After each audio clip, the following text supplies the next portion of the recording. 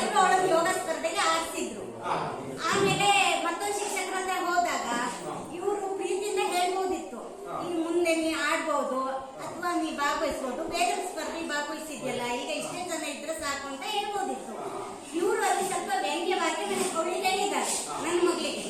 ಇವಳು ಶಾಲೆ ಬಿಟ್ಟು ಬಂದ ನಂತರ ಮಾತಿಲ್ಲ, ಊಟ ಇಲ್ಲ, ತಿಂಡಿ ಇಲ್ಲ ಮನೆಯಲ್ಲಿ. ನಾ ಏನ್ ಮಾಡ್ದೆ, ಬೆಳಿಗ್ಗೆ ಆಧಾರ್ ಕಾರ್ಡ್ ತರ್ಲಿಕ್ಕೆ ಶಾಲೆಗೆ ಹೇಳಿದ್ರು. ಅದಕ್ಕೆ ನಾ ಎಂದೆ, ನಾ ಆಮೇಲೆ ಬಂದು ಕೊಡ್ತೆ ಅಂತ ಹೇಳಿದಕ್ಕೆ ಸಿಟ್ ಮಾಡಿಲ್ಲ ಅಂತ ನಾ ಸುಮ್ಮನೆ. ಆಮೇಲೆ ನಾನು ನನ್ನ ಫ್ರೆಂಡಿಗೆ ಒಬ್ಳಿಗೆ ಫೋನ್ ಮಾಡಿ ಕೇಳಿದೆ, ಈ ಶಾಲೆಗೆ ಎಂತ ಪೇಪರ್ ಕೊಟ್ಟಿದ್ರೆ ಹೇಗೆ, ಮಾರ್ಕ್ಸ್ ಕಡಿಮೆ ಬಿದ್ದಿರ್ಬೋದಾ ಹೇಗೆ? ಕೇಳಿದ ತಕ್ಷಣ ಇಲ್ಲ ಹಿಂಗಾಗಿದೆ ಅಂತ ಅವ್ರು ಹೇಳಿದ್ರು. ಆಮೇಲೆ ಇವಳು ರಾತ್ರಿ ಎಷ್ಟು ಗಂಟೆ ಇದೆ 10:30 ಅವ್ರ ಹತ್ರ ಕೇಳಿದಾಗ, ಅವ್ರ ಅಪ್ಪಾಜಿ ಕೇಳಿದಾಗ, ಪಪ್ಪ ನನ್ನ ಶಾಲೆ ಲಿಂಕ್ ಮಾಡಿದ್ರಂತ ಮಧ್ಯರಾತ್ರಿ 1 ಗಂಟೆ ತನಕ ಅಳ್ತಿದ್ದಾರೆ. ಇದಕ್ಕೆ ಏನಾದ್ರು ಪರಿಹಾರ ಕೊಟ್ಟರೆ ಒಳ್ಳೇದು. ಸೂಚನೆ ಪರಿಹಾರ ಅಂದ್ರೆ ಎಲ್ಲಾ ಶಿಕ್ಷಕರು ಎಲ್ಲರೂ ಸೇರಿ ಮಕ್ಕಳನ್ನ ಬಹಳ ಪ್ರೀತಿಯಿಂದ ನಾವು ಕಾಣಬೇಕಾಗ್ತದೆ. ಮಾರ್ಗದರ್ಶನ ಬರ್ತಾರೆ. ಮಕ್ಕಳನ್ನ ತರಗತಿ ಕೊನೆಯಲ್ಲಿ ಇತರ ಮಕ್ಕಳ ಜೊತೆಗೆ ನಿಂದನೆ ಮಾಡ್ತಿರ್ಲಿ ಅಥವಾ ವ್ಯಂಗ್ಯವಾಗಿ ಮಾತಾಡೋದ್ರಲ್ಲಿ ಮಾಡಬಾರದು. ಅವರ ವರ್ತನೆಗಳನ್ನ ಬದಲಾವಣೆ ಮಾಡ್ಕೊಳ್ಳಿಕ್ಕೆ ನಾವು ವೈಯಕ್ತಿಕವಾಗಿ ಅವರಿಗೆ ತಿಳಿಯನ್ನು ಹೇಳ್ತೀವಿ.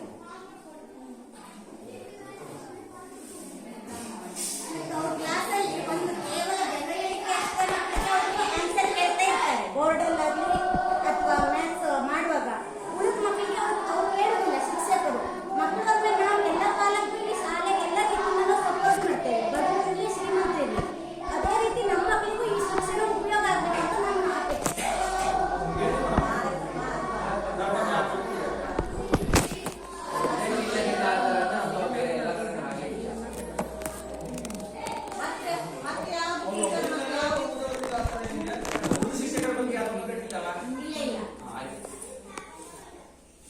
ವೈಯಕ್ತಿಕ ಭಿನ್ನತೆಗಳು ಇರ್ತವೆ. ಅವ್ರಿಗೆ ವಿಚಾರವನ್ನ ಮೇಡಮ್ ಹತ್ರ ತಿಳಿಸಿ ಸೂಕ್ಷ್ಮವಾಗಿ ಅವ್ರಿಗೆ ಮನವರಿಕೆ ಮಾಡ್ಕೊಡ್ತೀವಿ. ಮುಂದೆ ಆ ರೀತಿಯಲ್ಲಿ ಅವ್ರಿಗೆ ಹೇಳ್ತೀವಿ. ಇದು ಬಹಳ ವರ್ಷದಿಂದ ನಡೆದಿದೆ, ಆದ್ರೆ ಬೆಳಕಿಲ್ಲ ಯಾರು ಗಮನಕ್ಕೆ ತರಲಿಲ್ಲ, ತಂದ್ರು ಕಾರ್ಯರೂಪಕ್ಕೆ ಬರಲಿಲ್ಲ. ಅಡ್ಡಿಲ್ಲ, ಹೇಳ್ತೀವಿ ನಾವು. ಇಲಾಖೆ ವತಿಯಿಂದ ಅವ್ರಿಗೆ ಸೂಚನೆ ಕೊಡ್ತೀವಿ.